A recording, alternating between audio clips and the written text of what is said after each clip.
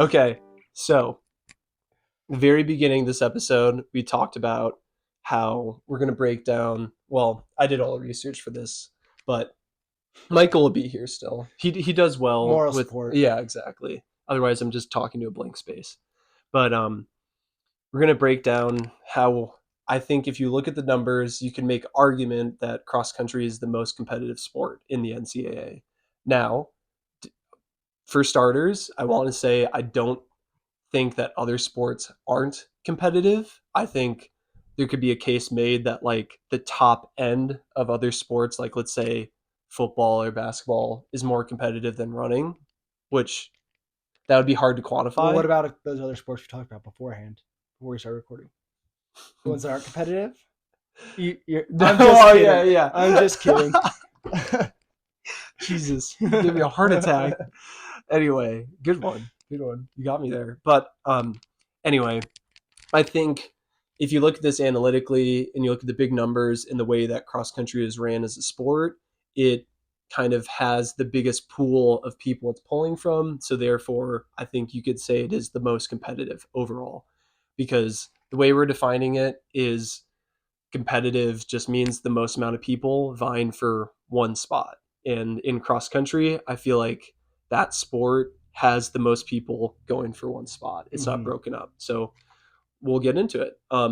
I think the biggest argument you can make for cross country is it's one race. You have every single cross country team, entire NCAA, they're all training all summer, all fall semester, and racing each other. Now, during the spring, you have track, we have indoor outdoor track, but that breaks it into different events. All of a sudden, everybody who ran cross country are running steeple, 5K, 10K, 1500, 800. But during cross country, there's no there's no breakup. Yeah. It's everybody competing at the same time, which is crazy. So um, if you actually break down the numbers and you look at the NCAA website, they kind of have statistics on all this. And so from last year in Division One, we're talking about you have 30,000 people for football. That's a lot of people. Lots of people. But in football, offense you have 11, defense you have 11. There's 22 right there, and then you have place kicker, punter, long snappers are usually specialized positions. Yeah, and This is where you I help. mean, yeah, and you also break down there's over 80 people on the roster.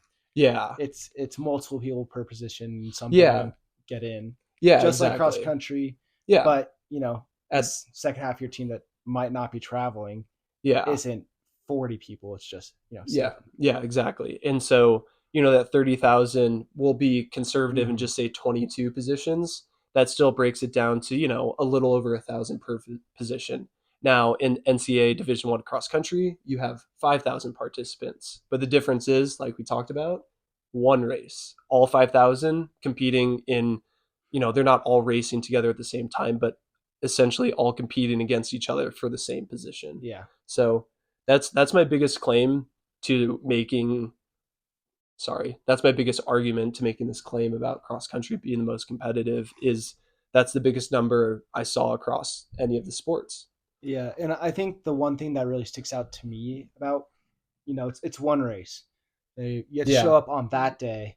There Yep. is no slacking in the first quarter or the first half or Yep. starting cold. If you got to be focused for the entire 8K or 10K or Yeah. 5K, 6K, whatever you're racing, Yeah. there is no time to come back if you're falling off hard. Yeah. Yeah. And so it's a good way to put it. I mean, you have in a lot of these races more than 300 people racing at the same Mm-hmm. time. And so like you said, that day you got to show up very I think cross countries does a really good job of being an individual and team sport at the same time, because as an individual to help your team you need to race as well as you can, but there's still team scoring and everything like that, but it's very very exposed. You've probably heard it before, no timeouts, no substitutions, the gun goes off, it's a race to the line, everybody all together. And I think that's a unique part of it too, because as a guy in the NCAA, you go to Nuttycombe, Mm-hmm. you're in that big race. Let's say you're the 100th ranked runner in the nation.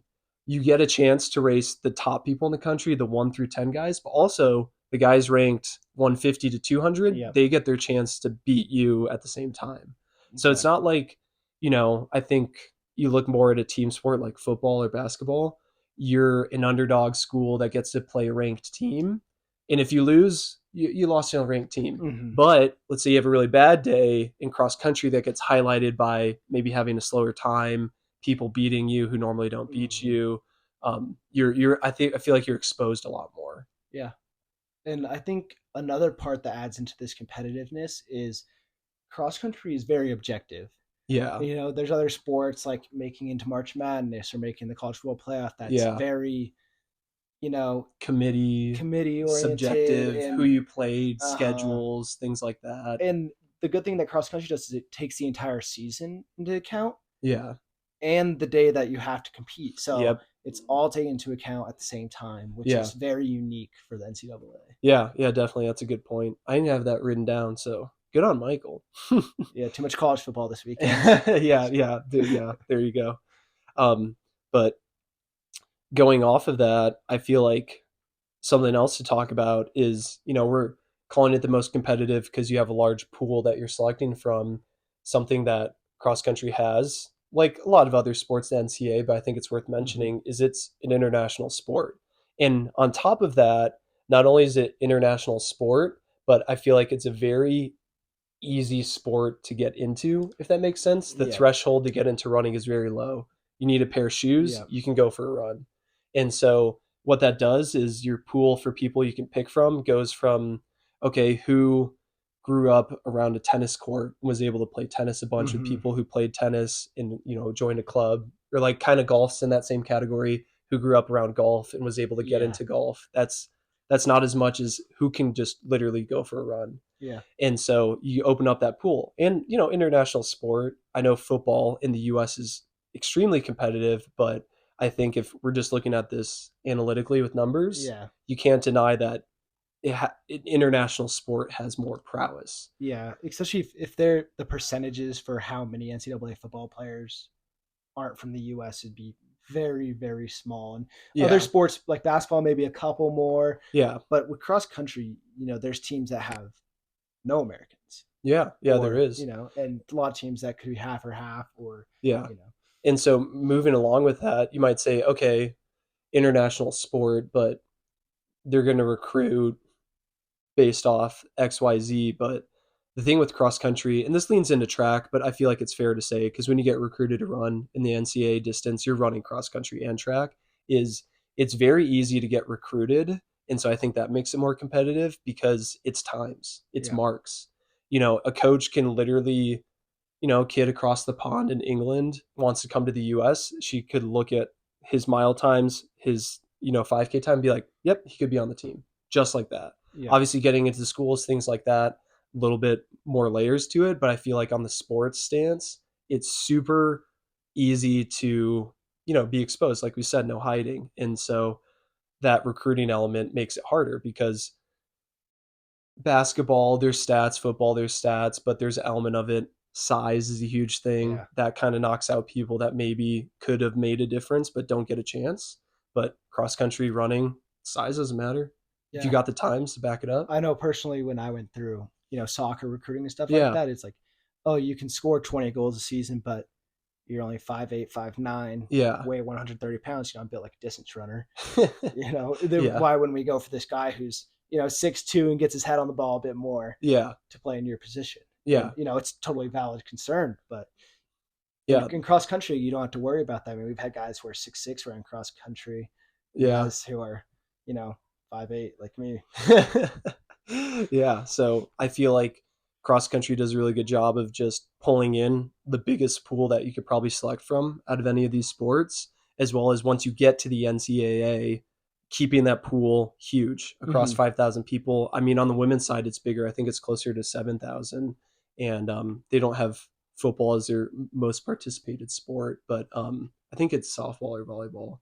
But like we were talking about in those sports, you have position players, and so I feel like you're competing with less, and then the team element makes it a little bit different versus cross country, literally individual places. But it's worth mentioning. I think the sport that kind of gets closer to this when I was originally coming up with the numbers for all this was tennis, Hmm. because tennis is an individual sport, but you're still on a team, but you compete individually in order to compete for your team. But Yeah. like we were kind of saying, tennis has a higher threshold to get into it. Hmm. That step that you have to make to get into tennis at a younger age is just a lot. Tennis is a, I don't want to say country club sport, but like you got to have courts, lessons, things like that. And, I've seen people go from not knowing what running is to a year later being at a pretty high level. So, The thought that came to mind.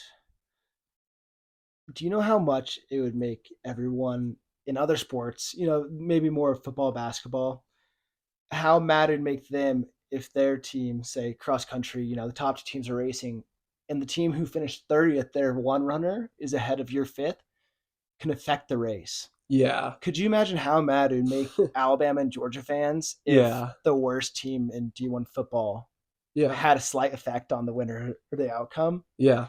Yeah. Could you Exactly. imagine how funny that would be? Yeah. But also just insane, and the debate would just spark on forever. Yeah. Yeah. Exactly. Because, like we were saying, that variability just goes up way more with the Mm-hmm. more people that you add into it and the more competition that gets put into the race when you have that many people. Yeah, it truly shows like the hey, times don't lie, and you got to show up when you have to show up to compete. Yeah, yeah, that's why they still run the race. If they just want to know who's the fastest based off PRs, they just, run it in a computer. Yeah, So, still got to show up on that day. Huge mental aspect to it, which, isn't unique to cross country, but I think looking at the way that's ran and the numbers being the way that they are, I think there's a totally valid argument to be made that cross country is the most competitive.